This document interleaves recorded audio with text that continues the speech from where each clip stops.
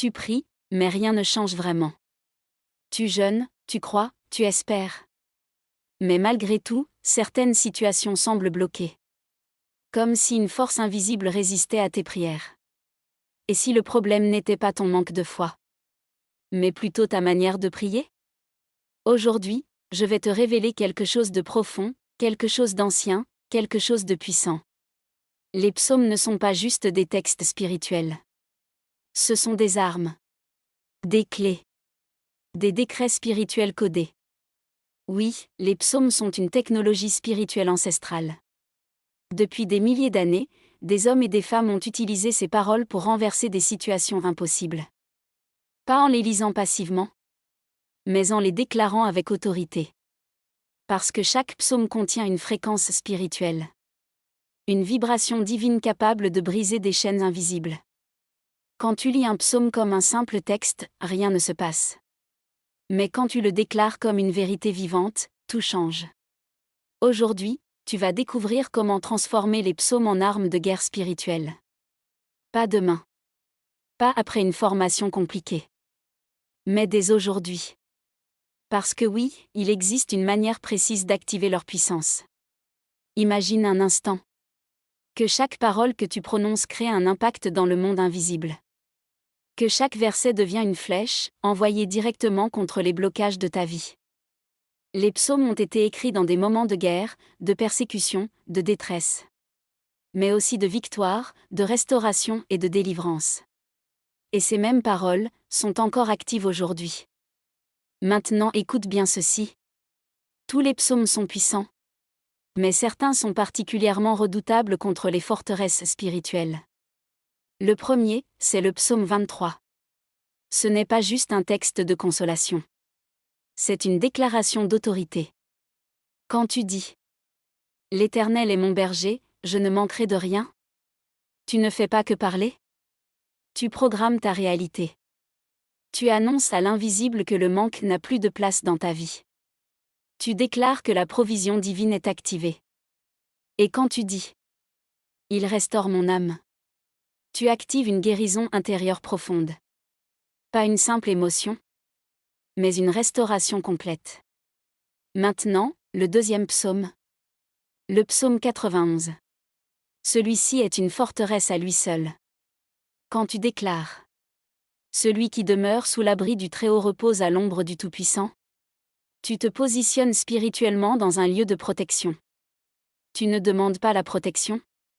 Tu affirmes que tu y es déjà. Et ça change tout. Parce que dans le monde spirituel, la position détermine l'autorité. Plus tu déclares avec conviction, plus tu renforces cette position. Et enfin, le troisième psaume. Le psaume 18. Un psaume de guerre. Un psaume de victoire. Quand tu déclares ces paroles, tu actives une dynamique de combat spirituel. Tu ne subis plus. Tu attaques. Tu brises les cycles. Tu détruis les résistances. Maintenant, voici la clé que peu de gens comprennent. Ce n'est pas le psaume en lui-même qui agit. C'est la manière dont tu le déclares. Tu dois arrêter de lire et commencer à décréter. Il y a une méthode précise. D'abord, tu dois parler à voix haute. Pourquoi? Parce que le son crée une vibration. Et dans le spirituel, la vibration est une activation.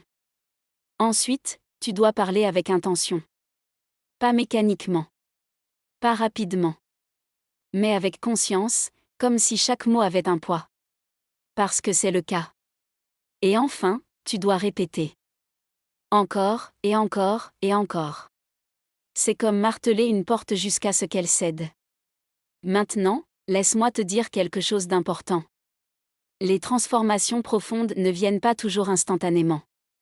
Mais elles commencent immédiatement. Parfois invisibles. Mais bien réelles. C'est pour ça que je te lance un défi. Un défi de 30 jours. Pendant 30 jours, chaque matin, tu vas déclarer ces psaumes. Pas lire. Déclarer. Avec foi. Avec autorité. Avec persévérance. Et tu vas observer. Pas seulement ce qui change autour de toi. mais aussi ce qui change en toi. Parce que souvent, la première forteresse à tomber, c'est celle à l'intérieur. Tes pensées, tes peurs, tes doutes. Et quand ces forteresses tombent, le reste suit. Certaines personnes témoignent de transformations incroyables. Mais ce qui compte vraiment, ce n'est pas l'histoire des autres. C'est ce que tu vas expérimenter. Parce que cette puissance, elle est disponible pour toi aussi. Pas réservée à une élite. Pas limitée à certains. Mais accessible à tous ceux qui activent ces principes. Alors aujourd'hui, tu as un choix. Continuer à prier comme avant.